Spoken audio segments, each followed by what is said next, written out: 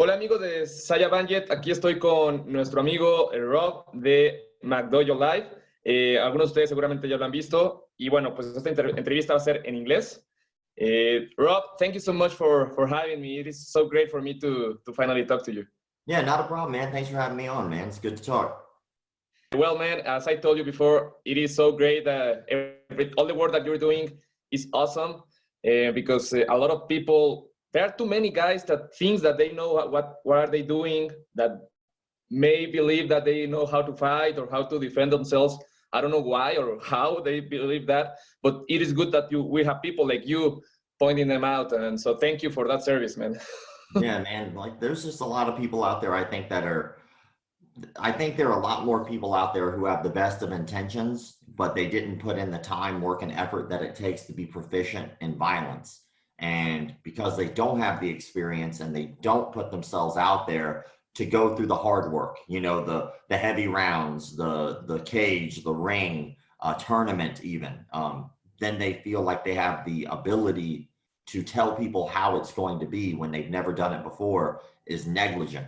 I don't think that it's purposeful, but it's definitely negligent and it puts people in a lot of danger.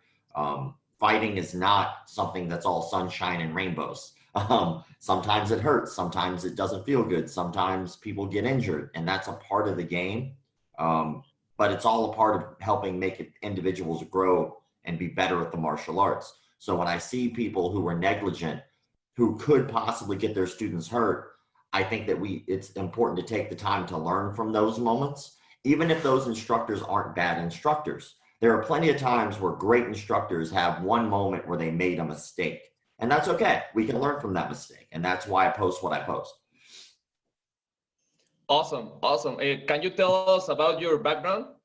Yeah, so I've been in the martial arts for 23 years of my life. I'm a third-degree black belt in karate, a third-degree black belt in something called deluded, which is a weapon system not too many people have heard of. If anybody wants to follow up on who my instructor was, his name was Master Lee Barton. You can look him up on YouTube. I'm a purple belt in Brazilian Jiu-Jitsu, a 6-0 amateur boxer, a 4-2 amateur kickboxer. I was on an international kickboxing team where we did a tournament-style kickboxing, and I did that for 2 years internationally. That team was called Team Full Circle. I'm sure you can see videos of me getting beat up online. I ran a martial arts studio for 4 years. I've been doing martial arts business and consulting for 10 years, and I've been running McDojoLife now for about 9 years. Wow. Okay, that's a very good background. And are you living by YouTube, or are you doing something else right now at the moment? Most everything I do right now has to do with McDojoLife. We're working on making a documentary. We're working on I'm working on writing a book. We've been working on all kinds of stuff, trying to make sure that we continue to grow in this space that we have available to us. And luckily, since it's online, it's the sky's the limit. We can just keep working on making it a bigger, better brand, and just hopefully with the intent of not just calling out frauds, but actually boosting good, legitimate martial arts. Like people who really do care and who have done a really good job in the arts, they deserve recognition too, because it's not all about just the people who are doing bad, especially now that the platform's getting bigger.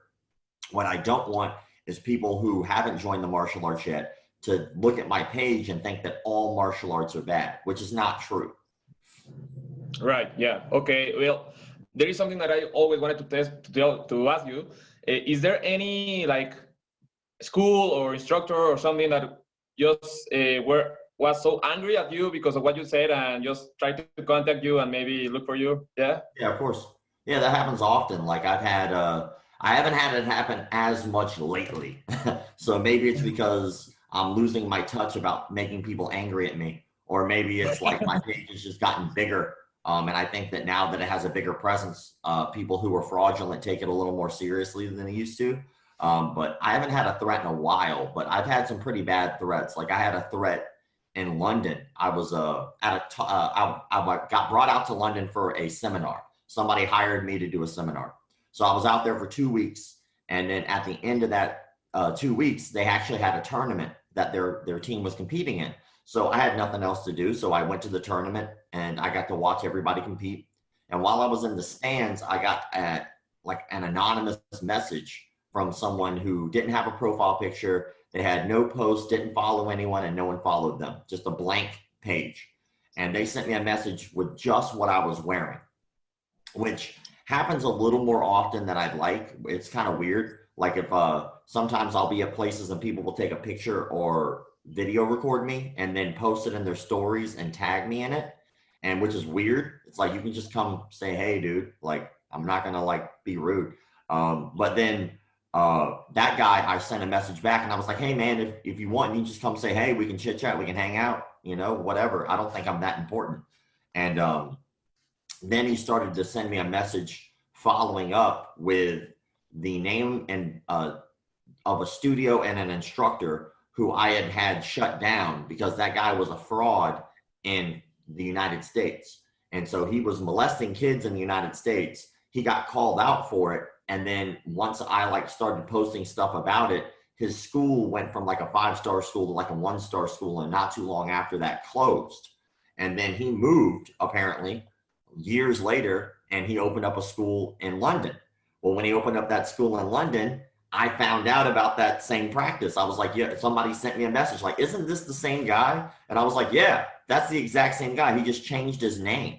And so I called him out again and got that school shut down. And so this was one of his students who was angry at me because he thought that those allegations were false. Although there was clear evidence that he molested children, that was just part of the brainwashing. And so that guy, that student, let me know that as soon as I left that tournament that he was going to shoot me, which is a weird thing in London because there's not a lot of guns in London. But when somebody sends you a message like that, you kind of got to treat it seriously.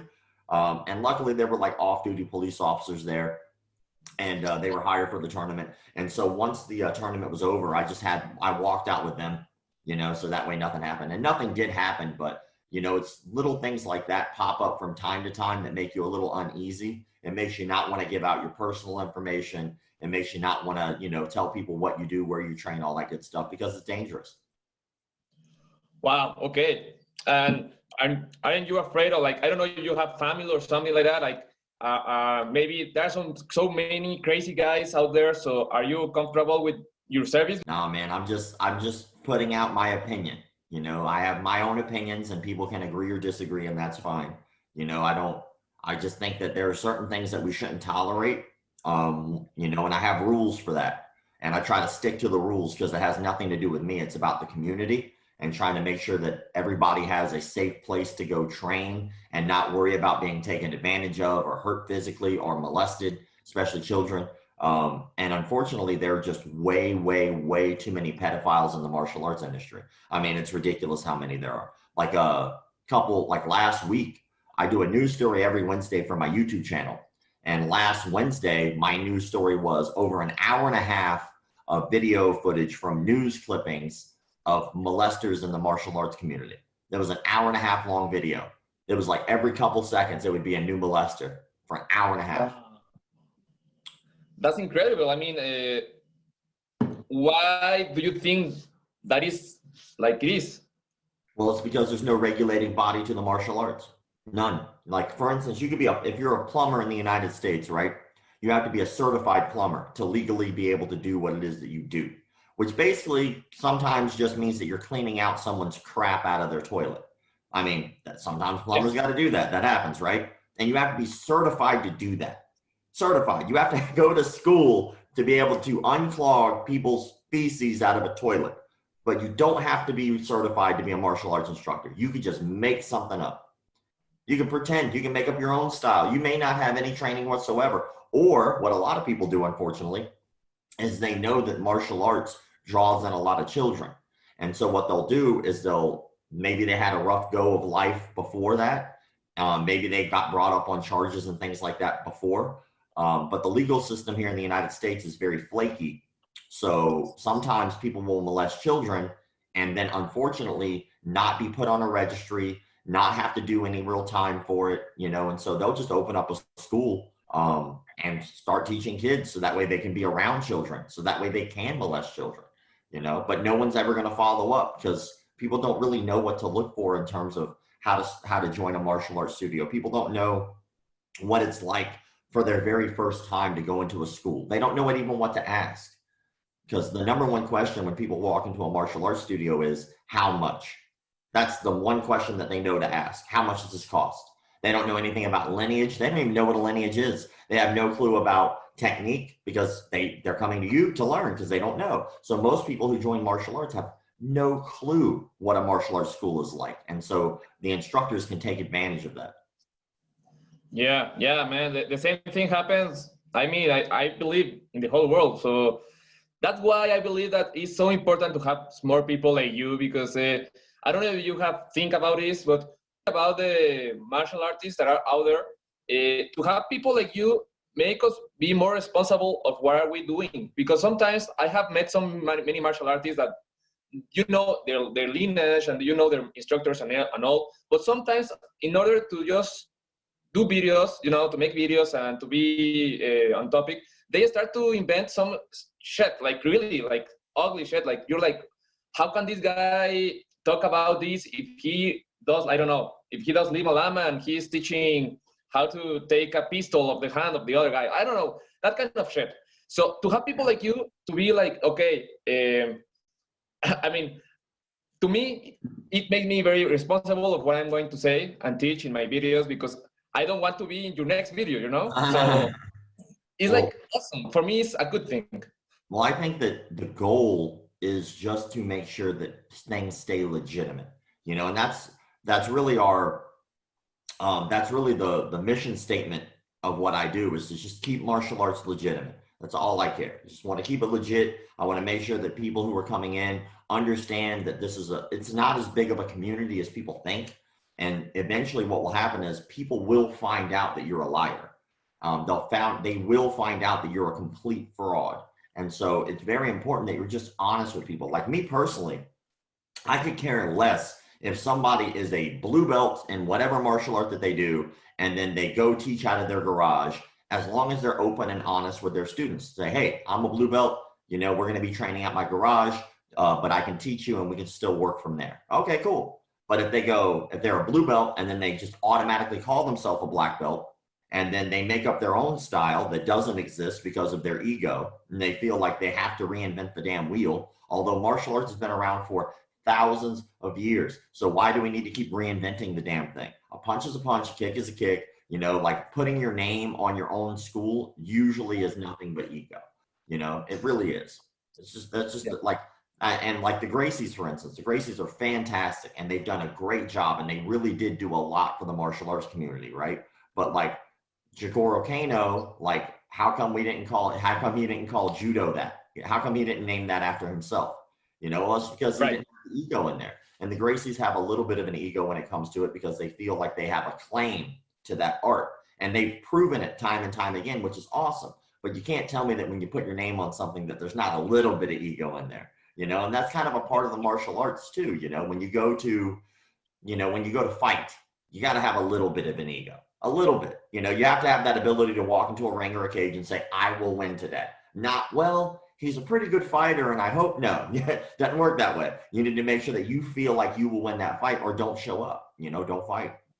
And so when I look at people who invent their own styles and they start recreating and reinventing the wheel, I don't see much wrong with that. What I really see what's wrong is when they start making things up that don't work or haven't been tested.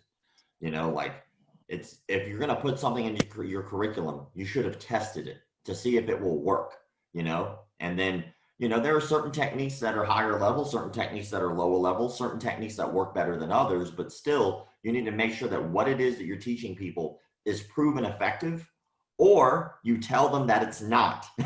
You know, you say, hey, this is a backflip. This backflip has nothing to do with self-defense. Let's learn backflips today. Okay, that's cool. Or you say, hey, this is a 720 hook kick. Probably never going to work in sparring unless your name's Raymond Daniels. But, you know, we're going to try it today for fun. Like there's a big difference between teaching self-defense, calling it self-defense, and teaching bullshit and calling bullshit self-defense. There's a huge difference. Yeah, I agree. I mean, there is a lot of dishonesty in this community.